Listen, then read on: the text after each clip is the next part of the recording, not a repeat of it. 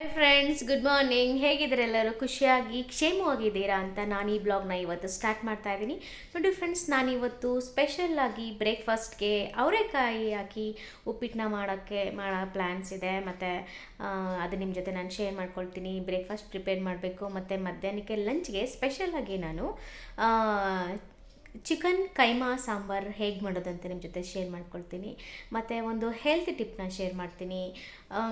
ಹಾಗೆ ಇವತ್ತೆಲ್ಲ ನಿಮ್ಮ ಜೊತೆ ನಾನು ಇರ್ತೀನಿ. ನಾನು ಏನೇನು ಮಾಡ್ತೀನಿ, ಏನೇನು ಕೆಲಸಗಳನ್ನ ಮಾಡ್ತೀನಿ ಅಂತ ಎಲ್ಲ ನಾವು ಜೊತೆಯಲ್ಲೇ ಇರ್ತೀವಿ, ನಮ್ಮ ಫ್ಯಾಮಿಲಿ ಎಲ್ಲ ನಿಮ್ಮ ಜೊತೆ.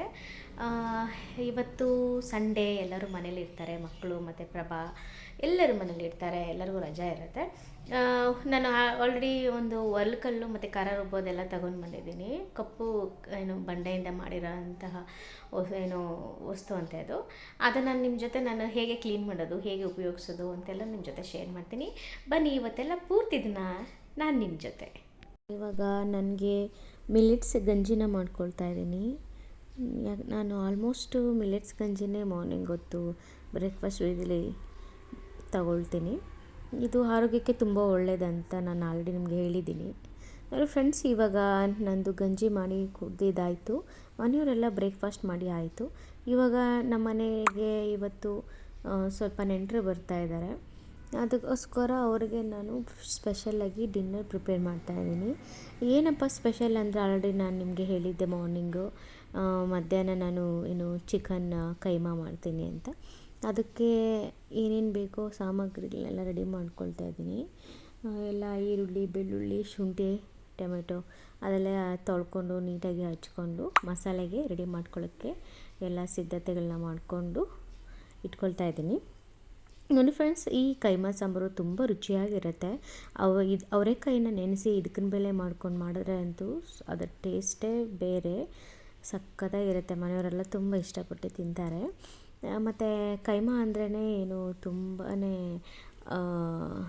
ಒಂದು ಒಳ್ಳೆ ಡಿಶ್ ಅದು ಆ್ಯಕ್ಚುಲಿ. ನೋಡಿ ಫ್ರೆಂಡ್ಸ್, ಇವಾಗ ನಾನು ಇದರಲ್ಲಿ 2 kg ಕೈಮಾನ ತರಿಸಿದ್ದೀನಿ. ಪ್ರಭಾಕಾಯಲ್ಲಿ ಈ ಥರ ಒಡೆದು ಕೊಡ್ತಾರೆ ಕೈಮಾ. ಆದರೆ ನಾವು ಇದನ್ನು ಇನ್ನು ಸ್ವಲ್ಪ ಸಾಫ್ಟ್ ಮಾಡ್ಕೊಬೇಕು. ಮಿಕ್ಸಿ ಜಾರ್ಗೆ ಹಾಕ್ಕೊಂಡು ರುಬ್ಕೊಂಡು ನಾನು ಅದಕ್ಕೆ ಬೇಕಾಗಿರೋ ಮಸಾಲೆ ಎಲ್ಲ ರೆಡಿ ಮಾಡಿಕೊಂಡು ಕೈಮಾ ಉಂಡೆಗಳು ಮಾಡ್ಕೊಳ್ತೀನಿ. ನೋಡಿ ಫ್ರೆಂಡ್ಸ್, ಅದಕ್ಕೆ ಚಿಕನ್ ಕೈಮಾ ಮಾಡ್ಕೊಳ್ಳೋಕ್ಕೆ ನಾನು ಇದಕ್ಕಿನ ಬೇಳೆನ ರೆಡಿ ಮಾಡ್ತಾಯಿದ್ದೀನಿ. ನಾನು ಶಾರ್ಟ್ಸಲ್ಲೆಲ್ಲ ಹಾಕಿದ್ದೀನಿ ಇದಕ್ಕಿನ ಬೇಳೆ ಯಾವ ರೀತಿ ಮಾಡೋದಂತ. ಓವರ್ ನೈಟೆಲ್ಲ ಇದನ್ನು ಅವರೆಕಾಯಿ ಸುಲಿದು ತೊಳೆದು ನೆನೆಸಿಟ್ಕೋಬೇಕು. ಬೆಳಗ್ಗೆ ಎದ್ದು ನಾವು ಅದನ್ನು ಇಸಿಕೊಂಡು ಚಿಪ್ಪೆ ತೆಗೆದು ಇದಕ್ಕಿನ ಬೇಳೆ ಮಾಡ್ಕೋಬೇಕು. ನೋಡಿ ಫ್ರೆಂಡ್ಸ್, ಫಟಾಫಟ್ ಅಂತ ಕೈಮಾ ಸಾಂಬಾರು ನಾನು ಇಲ್ಲಿ ರೆಡಿ ಮಾಡ್ಕೊತಾ ಇದ್ದೀನಿ. ತುಂಬ ರುಚಿಯಾಗಿರುತ್ತೆ, ತುಂಬ ಅದ್ಭುತವಾಗಿರುತ್ತೆ. ಅನ್ನ, ಇಡ್ಲಿ, ದೋಸೆ, ಮುದ್ದೆ ಎಲ್ಲದಕ್ಕೂ ಸೂಪರಾಗಿರುತ್ತೆ. ಮತ್ತು ಚಪಾತಿಗೆ ಸಹ ನೀವು ತುಂಬ ಚೆನ್ನಾಗಿ ತಿನ್ಕೋಬೋದು. ಮಕ್ಕಳಂತೂ ಚಿಕ್ಕ ಮಕ್ಕಳಿದ್ರೆ ತುಂಬ ಬಾಲ್ ಕೈಮಾ ಬಾಲ್ ಅಂದ್ಕೊಂಡು ತಿಂತಾ ಇರ್ತಾರೆ. ಸೂಪರಾಗಿತ್ತು, ರೆಡಿಯಾಗಿತ್ತು ಕೈಮಾ ಸಾಂಬಾರು. ನೋಡಿ ಫ್ರೆಂಡ್ಸ್, ನಮ್ಮ ಮನೆಗೆ ಪ್ರಭಾ ಫ್ರೆಂಡ್ ಬಂದಿದ್ದರು. ಅವರು ಪಿಜ್ಜಾ ಮಾಡ್ತಾರೆ ಮನೆಯಲ್ಲೇ, ಫ್ರೀ ಇರೋ ಟೈಮಲ್ಲಿ. ಸುತ್ತಮುತ್ತ ಇರೋ ಮನೆಗಳಿಗೂ ಆರ್ಡ್ರ್ ಕೊಟ್ಟರೆ ಅವರು ಡೆಲಿವರಿ ಕೊಡ್ತಾರೆ, ಅವರೇ ಮಾಡಿ. ಮನೇಲಿ ಮಾಡಿರೋ ಪಿಜ್ಜಾ ಆಗಿರೋದ್ರಿಂದ ತುಂಬ ಚೆನ್ನಾಗಿತ್ತು. ನನ್ನ ಮಕ್ಕಳಂತೂ ತುಂಬ ಇಷ್ಟಪಟ್ಟು ತಿಂದರು ಪಿಜ್ಜಾನ.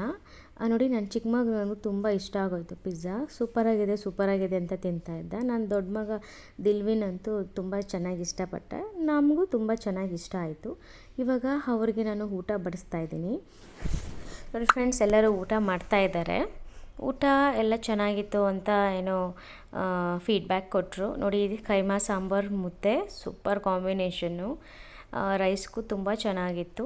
ನೆಕ್ಸ್ಟ್ ಡೇ ನಾನು ಇದೇ ಕೈಮಾ ಸಾಂಬಾರಿಗೆ ಇಡ್ಲಿ ಮತ್ತು ದೋಸೆ ಮಾಡಿದ್ದೆ, ಮಸ್ತಿತ್ತು. ಫ್ರೆಂಡ್ಸ್, ನಮ್ಮ ಹಸ್ಬೆಂಡ್ ಅಂತೂ ತುಂಬ ಚೆನ್ನಾಗಿದೆ, ಯಮ್ಮಿ ಅಂದ್ಕೊಂಡು ತುಂಬ ಇಷ್ಟಪಟ್ಟರು. ನನ್ನ ಮಗ ಅಂತೂ ಸೂಪರ್ ಅಂತ ಖುಷಿಯಾಗಿ ಊಟ ಮಾಡ್ತಾಯಿದ್ದ.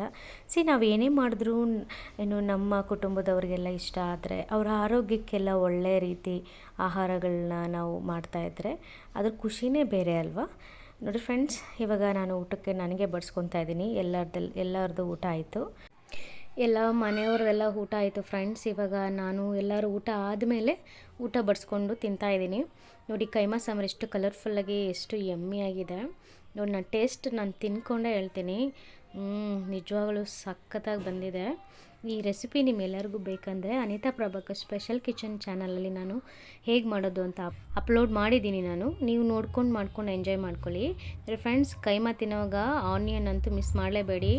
ಕೈಮಾ ಉಂಡೆ ಇಟ್ಕೊಂಡು ಆನಿಯನ್ ತಿಂತಾಯಿದ್ರೆ ಆಹಾ, ಅದರ ರುಚಿನೇ ಬೇರೆ. ಮುದ್ದೆಗಂತೂ ಸಖತ್ತಾಗಿರುತ್ತೆ. ಈ ರೆಸಿಪಿ ಡೆಫಿನೆಟ್ಲಿ ಒಂದ್ಸರಿ ಟ್ರೈ ಮಾಡಿ. ನೋಡಿದ್ರಾ, ಇವ್ರೇನು ಕೀಳಕ್ಕೆ ಹೋಗ್ತಿದ್ದಾರೆ ಹೇಳಿ? ಜೇನು ಕೀಳಕ್ಕೆ ಹೋಗ್ತಿದ್ದಾರೆ. ನಮ್ಮ ಗಾರ್ಡನಲ್ಲಿ ಗಿಡದಲ್ಲಿ ಜೇನಿದೆ, ಅದನ್ನ ಕೀಳಕ್ಕೆ ಹೋಗ್ತಿದ್ದಾರೆ. ಹಾಂ, ಜೇನು ಕಿತ್ಕೊಬತ್ತಾರೋ, ಜೇನ್ನ ಕಿತ್ಕೊಂಬತ್ತಾರೋ ಇಲ್ಲಾಂದ್ರೆ ಅದರಿಂದ ಕಚ್ಕೊಬತ್ತಾರೋ ಗೊತ್ತಿಲ್ಲ. ಬಟ್ ಅವರು ಈ ಥರ ರೆಡಿಯಾಗಿ ಜೇನು ಕೀಳಕ್ಕೆ ಹೋಗ್ತಿದ್ದಾರೆ. ಬನ್ನಿ, ಅವ್ರೇನಾದ್ರು ಜೇನು ಕಿತ್ಕೊಬಂದರೆ ನಿಮ್ಮ ಜೊತೆ ನಾನು ಶೇರ್ ಮಾಡ್ತೀನಿ. ಕಚ್ಚಿಸ್ಕೊಬಂದರೆ ಶೇರ್ ಮಾಡ್ತೀನಿ, ಅದನ್ನು ಶೇರ್ ಮಾಡ್ತೀನಿ. ಏನಾಗುತ್ತೆ ನೋಡೋಣ. ಜೇನು ಝೂಮ್ ಮಾಡನಿ.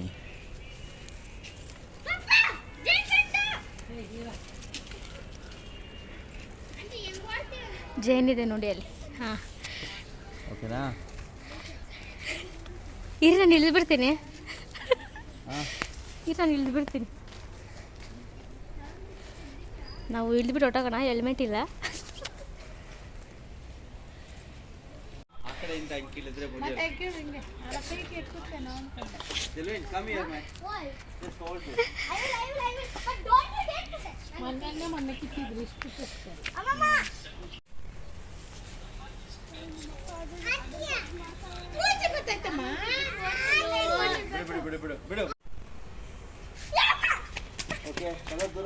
ಹಾಂ,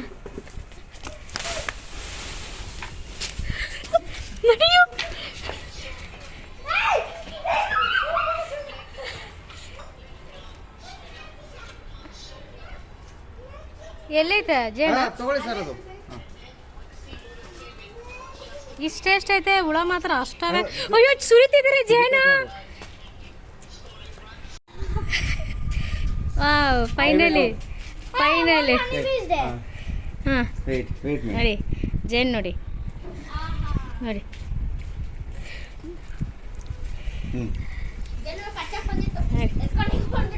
ನೋಡ್ರ ಜೇನು. give that. Then you have to eat it together. See this. This will have.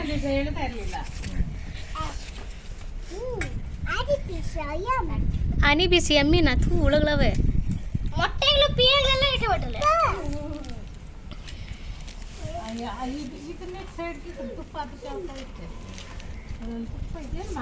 No babies.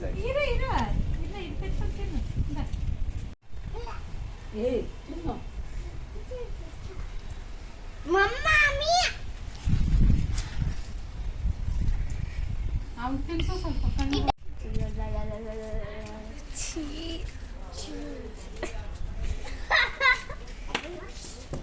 try one. I'll try little.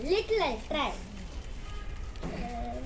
Friends, ಜೇನೆಲ್ಲ ಚೆನ್ನಾಗಿ ಜೇನೆಲ್ಲ ತಿಂದ್ವಿ. ಈಗ ಹೊಸದಾಗಿ ತಂದಿರೋಂಥ ಒರಳು ಮತ್ತು ಖಾರ ರುಬ್ಬೋ ಕಲ್ಲನ್ನ ಹೇಗೆ ವಾಶ್ ಮಾಡೋದಂತ ನಿಮ್ಮ ಜೊತೆ ಶೇರ್ ಮಾಡ್ತೀನಿ. ನೋಡಿ ಫ್ರೆಂಡ್ಸ್, ನಾನು ಇಲ್ಲಿ ಯಾವ ರೀತಿ ಕಲ್ಲನ್ನ ವಾಶ್ ಮಾಡ್ತೀನಿ ಅಂದರೆ, ಉಪ್ಪು, ಸಕ್ಕರೆ, ಅಕ್ಕಿ ಮತ್ತು ಅರಿಶಿಣ ಇಷ್ಟನ್ನು ಬಳಸಿ ನಾನು ಕಲ್ಲನ್ನ ವಾಶ್ ಮಾಡ್ತೀನಿ. ಇವಾಗ ಇದನ್ನೆಲ್ಲ ಶೇಪ್ ಕೊಡೋವಾಗ ಕೆತ್ತನೆ ಮಾಡ್ತಾರಲ್ವ, ಅದಕ್ಕೆ ಆವಾಗ ಸ್ವಲ್ಪ ನುಚ್ಚು ಮಣ್ಣು ಅಂತಾರೆ, ಅದೆಲ್ಲ ಇರುತ್ತೆ. ಅದೆಲ್ಲ ಹೋಗ್ಬೇಕಂದ್ರೆ ಅಕ್ಕಿ ಹಾಕ್ಬಿಟ್ಟು ಚೆನ್ನಾಗಿ ರುಬ್ಬಬೇಕು.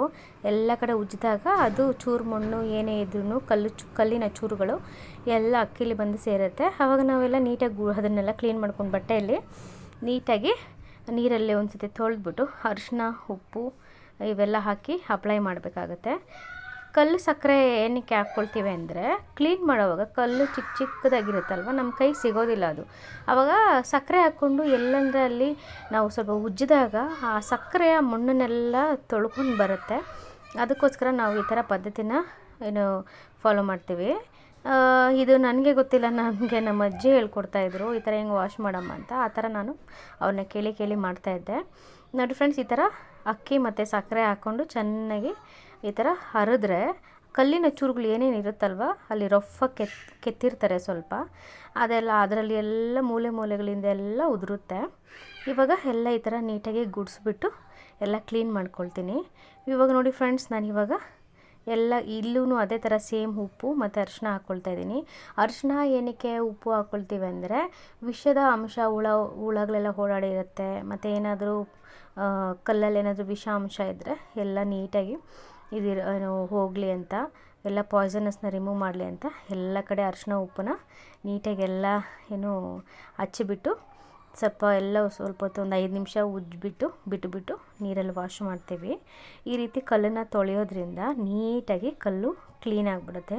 ನೋಡಿ ಎಷ್ಟು ನೀಟಾಗಿ ಕ್ಲೀನ್ ಆಗಿದೆ. ನನ್ನ ಮಗ ಆವಾಗ ಬಂದ್ಬಿಟ್ಟು ನನ್ನ ಮೇಲೆ ನೀರು ಎಸೆಯೋದು, ಕಲ್ಲಿಗೆ ಹಾಕೋಕ್ಕೋಗಿ ನನಗೆಲ್ಲ ಎಗರಿಸ್ತಾ ಇದ್ದ. ಅಷ್ಟೊಂದು ಏನು ನಾಟಿ ಬಾಯ್ ಅವನು. ಅವನೇ ಮಾಡಬೇಕು, ನಾನು ಮಾಡ್ತೀನಿ ಅಂತ ಬರ್ತಾಯಿದ್ದ. ಸರಿ ನೀನು ಬಂದು ಮಾಡಪ್ಪ ಅಂತ ಅವನು ಸೇರಿಸ್ಕೊಂಡು ಕ್ಲೀನ್ ಮಾಡ್ತಾಯಿದ್ದೀನಿ. ನೋಡಿ ಫ್ರೆಂಡ್ಸ್, ಎಷ್ಟು ನೀಟಾಗಿ ಕಲ್ಲೆಲ್ಲ ನೀಟಾಗಿ ಕ್ಲೀನ್ ಆಗೋಯಿತು. ಇದನ್ನು ನೀಟಾಗಿ ಒಂದು ಕಡೆ ಎತ್ತಿಟ್ಕೊಂಡು ಎಲ್ಲ ಕಲ್ಲುಗಳನ್ನು ನೀರಲ್ಲಿ ತೊಳೆದಿದ್ದಾದ್ಮೇಲೆ ನೀಟಾಗಿ ಎತ್ತಿಟ್ಕೊಂಡು ಅದಕ್ಕೆ ಅರಿಶಿನ ಕುಂಕುಮ ಹೂವು ಎಲ್ಲ ಇಕ್ಕಿ ಪೂಜೆ ಮಾಡಿಬಿಟ್ಟು, ಇವೆರಡನ್ನೂ ಲಕ್ಷ್ಮೀ ಸ್ವರೂಪ ಅಂತಾರೆ ಮನೆಗೆ. ಅರಿಶಿನ ಕುಂಕುಮ ಹಾಕಿ ಹೂವು ಇಕ್ಕಿ ಪೂಜೆ ಮಾಡಿ ಆದಮೇಲೆ ನಾವು ಬಳಸ್ತೀವಿ ಇದನ್ನು. ಓಕೆ ಫ್ರೆಂಡ್ಸ್, ಇಲ್ಲಿಗೆ ಈ ವಿಡಿಯೋ ನಾನು ಸ್ಟಾಪ್ ಮಾಡ್ತಾಯಿದ್ದೀನಿ. ಐ ಹೋಪ್ ನಿಮಗೆಲ್ಲರಿಗೂ ಈ ವಿಡಿಯೋ ಇಷ್ಟ ಆಯಿತು ಅಂತ ಭಾವಿಸ್ತೀನಿ. ಈ ವಿಡಿಯೋ ನಿಮ್ಗೆ ಇಷ್ಟ ಆಗಿದ್ದರೆ ಫಟಾಫಟ ಅಂತ ಲೈಕ್ ಮಾಡಿ, ಫ್ಯಾಮಿಲಿ ಫ್ರೆಂಡ್ಸ್ ಎಲ್ಲರಿಗೂ ಶೇರ್ ಮಾಡಿ. ಹೊಸ್ದಾಗಿ ನೋಡ್ತಾ ಇರೋರು ಮರಿದಿರಾ ನನ್ನ ಚಾನಲ್ಗೆ ಸಬ್ಸ್ಕ್ರೈಬ್ ಮಾಡಿಕೊಂಡು ನೋಡಿ. ನಿಮ್ಮ ಪ್ರೀತಿ ಮತ್ತು ಈ ಥರ ಏನು ಸಬ್ಸ್ಕ್ರೈಬ್ ಮಾಡೋದು, ಲೈಕ್, ಶೇರ್, ಕಮೆಂಟ್ ಎಲ್ಲನೂ ನಮಗೆ ಒಂಥರ ಮೋಟಿವೇಶನ್ ಆಗುತ್ತೆ ನನಗೆ ಹೊಸ ವಿಡಿಯೋ ಹಾಕೋಕ್ಕೆ. ಓಕೆ ಫ್ರೆಂಡ್ಸ್, ನೆಕ್ಸ್ಟ್ ವಿಡಿಯೋದಲ್ಲಿ ಇದೇ ರೀತಿ ನಾನು ಮೀಟ್ ಆಗ್ತೀನಿ ಇನ್ನೊಂದು ಹೊಸ ವಿಡಿಯೋದೊಂದಿಗೆ. ಅಂಟಿಲ್ ಎಲ್ಲರೂ ಆರೋಗ್ಯವಾಗಿರಿ, ಖುಷಿಯಾಗಿರಿ, ಫ್ಯಾಮಿಲಿಯವ್ರ ಜೊತೆ ಆನಂದವಾಗಿರಿ ಅಂತ ಹೇಳ್ತಾ ನಾನು ಈ ವಿಡಿಯೋನ ಇಲ್ಲಿಗೆ ಎಂಡ್ ಮಾಡ್ತಾಯಿದ್ದೀನಿ. ನೆಕ್ಸ್ಟ್ ವಿಡಿಯೋದಲ್ಲಿ ಮೀಟ್ ಆಗೋಣ. ಅಂಟಿಲ್ ಟೇಕ್ ಕೇರ್, ಬಾಯ್ ಬಾಯ್.